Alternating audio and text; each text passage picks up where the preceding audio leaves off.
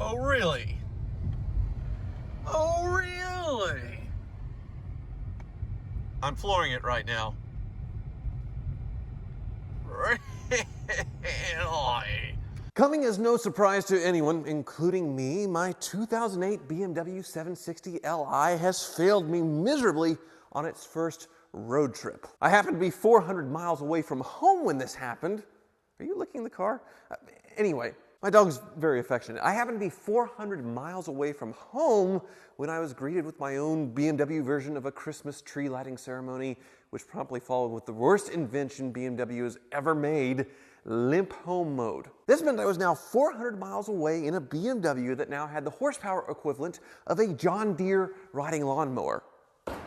If I sound a little bit under the weather, don't worry, it's just the sniffles. I'm not nearly as sick as this BMW. But to recap my ownership experience so far before this incident, I bought this BMW at a dealer auction for only $4,500. It was traded in at the Volkswagen dealer and it was badly broken. It was leaking, misfiring badly, and had numerous deferred maintenance issues that needed to be done. All that cost about $3,000 to fix, which isn't too bad when you consider the low cost of entry, which meant I was in this BMW, this flagship BMW 7 Series, for less than $8,000. But somehow, I don't know, I should know better, I convinced myself that this complicated flagship sedan with over 150,000 miles would be reasonably reliable afterwards. I even proclaimed that this was one of the good BMWs, as opposed to several other BMWs that I've owned in the past that were complete disasters. But just like every other declarative statement that I've ever made about cars, it being the one to buy, it goes and proves me wrong, makes me out to be an idiot, and this one was no exception. Yeah, both of us are kind of sick, but if you want to heal me through the power of YouTube, I hear a great vitamin C boost is subscribing to the channel or buying some Hoovies Garage merch. I have a new t-shirt line as well as hoopty keychains, which just certainly qualifies for a hoopty keychain because it's acting like a hoopty. Now, BMW is known for its numerous engineering snafus. Some of the more famous ones include the mid-90s, the Nikasil cylinder liners failing on a series of V8s, which destroys the motor. And when they figured that out, they moved on to the timing chain guides failing, which ruined another generation of V8s. That gets us to the new millennium.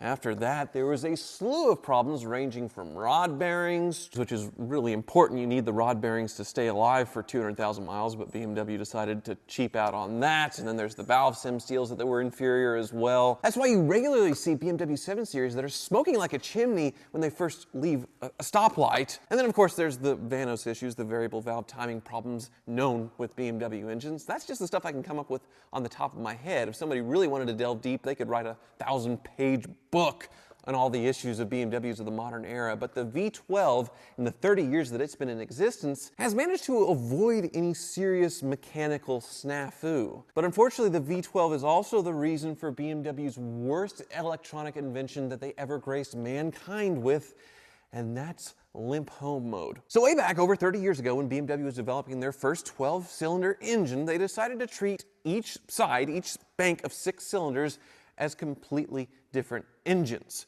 You have 2 sets of everything, 2 throttle bodies, 2 ignition controls, 2 computers, 2 fuel delivery systems, 2 completely separate engines basically conjoined at the bottom like conjoined twins. And to make them all work together, they devised an electronic throttle control. BMW was the first to do away with the traditional throttle cable that connects the pedal to the throttle and that pulls with the pedal to open up the throttle. They did away with that and created a fly-by-wire system. They were the first to unveil it for the mass market.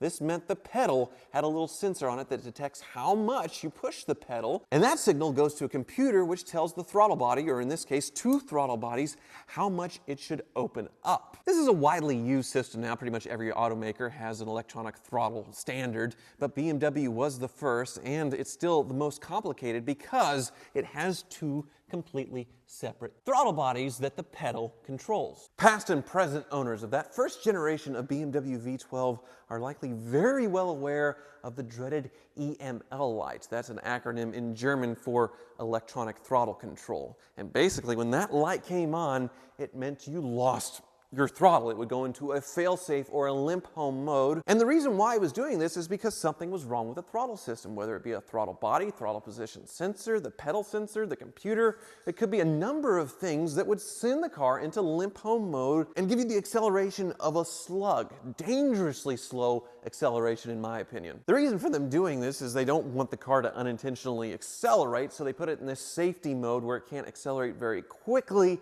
so you don't accidentally drive the car into a wall and you have no response from the pedal. It just goes haywire. And it's not just BMWs that have this. Pretty much every single car now has some kind of fail-safe mode with their electronic throttle system. But BMW, even though they were the first to do this, can't seem to figure out how to make a reliable system, as I've experienced personally with this much newer example. This brings me to the story of my first ever road trip in the 760 to rural Arkansas. I chose to take this car because in rural Arkansas is some fantastic twisty, curvy roads that car enthusiasts love. This BMW seemed like the perfect choice because I had just sorted it out. The seats are extremely comfortable. It's the most comfortable seats I've really ever experienced in a car, and the 438 horsepower V12 is certainly good for passing and exciting enough. So since I just spent $3,000 sorting this thing out, I figured it'd be good for the around 1,000-mile round trip. So I left Wichita in the 760, and it did the first 400 miles perfectly. I made it all the way down to Arkansas. It was everything I wanted the car to be. But then not long after I arrived, my old friend was back. Yes, the warm amber glow of the check engine light, along with a warning for an engine malfunction with reduced power. And then shortly after, I realized that the engine was not responding to the desires of my right foot at all. At least when BMW throws all these warning lights, they give you a nice, pleasant chime to go along with them. The chimes of death. But now I shall demonstrate the acceleration power of my formerly 438 horsepower V12. I will floor it right now. I am flooring it. Foot completely to the floor. I'm still flooring it. A riding lawnmower could out-accelerate me at this point. The 0 to 60 is somewhere between a minute or a mile, something like that. It is ridiculously slow, and this is what I was stuck with 400 miles from home. I grabbed a little Walmart code scanner, and it read numerous codes for misfires and throttle position sensor failures. So it wasn't an easy fix. I called my mechanic, and he had me check a couple connections, but otherwise there wasn't much I could do. He felt really bad, but I had no choice but to drive this thing home with 20 horsepower or whatever it is. At least it got up to highway speeds, but there was no ability to pass whatsoever. Really, most people were passing me angrily because I've just now hit 40. So stop and go traffic was a mess. Everything was a mess. It took forever to get home. But now that I am home, I can take it to my mechanic, Johnny, the car ninja, who just did $3,000 worth of work to this car to figure out what has now broken, what else is broken. Okay, here we go again. We've lost all of our momentum. Flooring it again. This is ridiculous. I get that BMW wants to protect its owners when something goes wrong, but their fail-safe mode shouldn't be this. I've experienced limp home modes in Mercedes, and they aren't nearly as debilitating as this. Pretty much every other automaker has adopted some kind of throttle-by-wire system, and they're much more reliable than this. It's just ridiculous.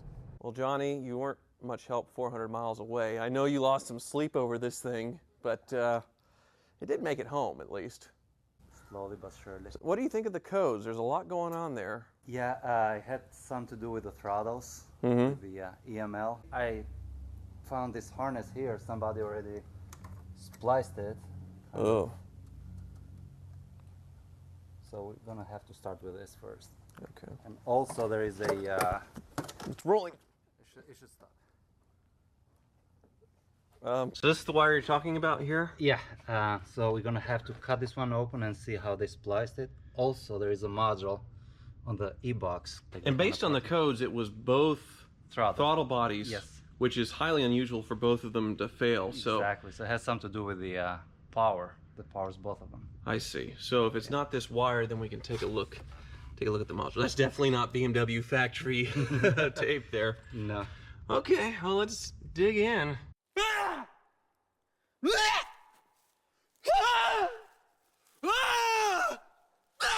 What do you think happened here? Why would somebody splice these wires? Did they fix something and cut it like they didn't disconnect something, or? I have no idea, but those are not BMW colors, these wires. So probably someone replaced the connector. Derivatives of brown, and Yes. instead we have all the colors of Rainbow. oh boy. Yeah, so What do you think?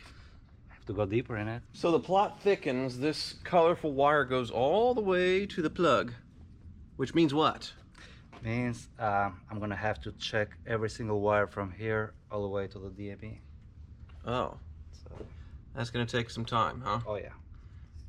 So I'm not leaving with this car today then. Okay. Let's check the module while you're here, you know? Oh, okay. It's underneath this air filter box here? Yeah, Cabin air filter? yes.